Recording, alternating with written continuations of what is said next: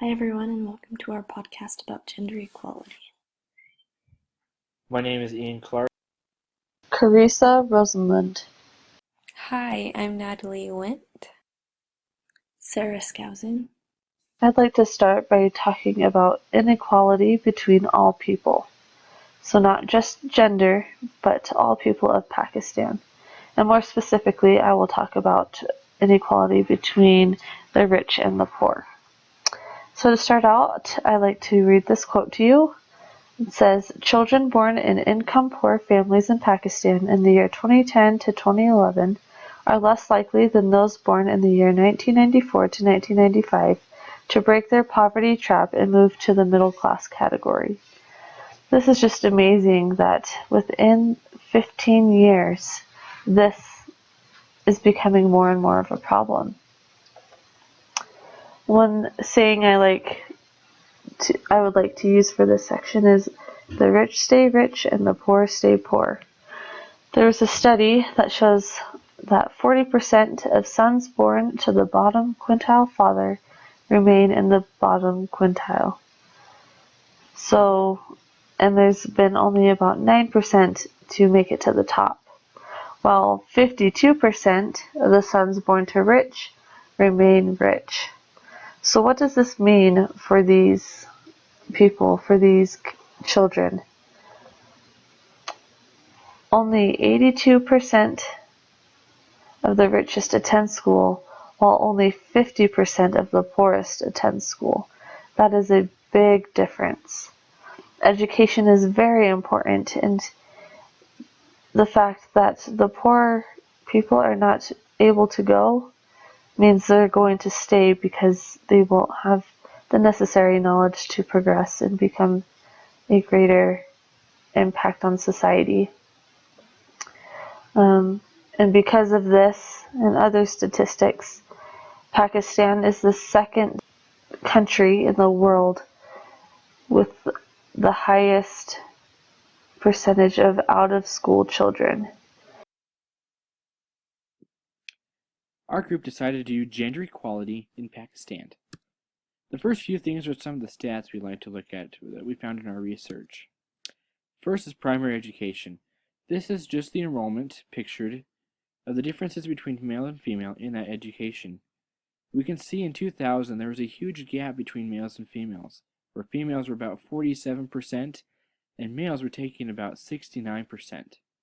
Then in 2015 you can see the growth in the female column, and now the gap is narrowed between the male and females, this showing that they are putting more power into the female education. The next we'd like to look at is the literacy rates. This is the ability to read and write. Again, similar to the education, you can see that there was a huge gap in 2000 and it narrowed in 2015. This graph will just show us that the births per woman has gone down. In 2000, it was just above 4.5% and dropped in 2014 to 3.6%. This may show that women are waiting to have kids longer and get into more of a career due to their education. The last thing I'd like to point out here is just the labor force.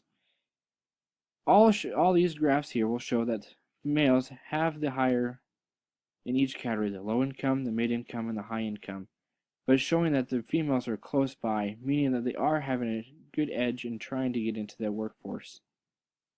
And so we ask, what's being done? Two things I wanted to talk about was the hashtag #BeatMe campaign. This is given by the UN Women, and it shows women excelling in their respective fields in Pakistan. It's meant to combat sexual and physical abuse, and unfortunately I did get mixed responses from the Pakistani community, some claiming it was too sexualized and an invitation for further abuse. USAID has been a huge proponent of promoting gender equality, such as their Pakistan Reading Project, focusing on teachers and students and future teachers, as well as their maternal and child health program, helping 7.8 million children and training more than 47,000 people, including women, on healthcare interventions. Along with the Beat Me campaign in the USAID program, there is also another organization called the Women's Rights Association of Pakistan. Basically, they fight against gender-based violence, promote hygiene practices, and advocate to support women in all of their doings, whether it be for promoting education or careers. Their mission is to organize and capacitate all sections of society, specifically women and youth, and to provide them with economic and social opportunities.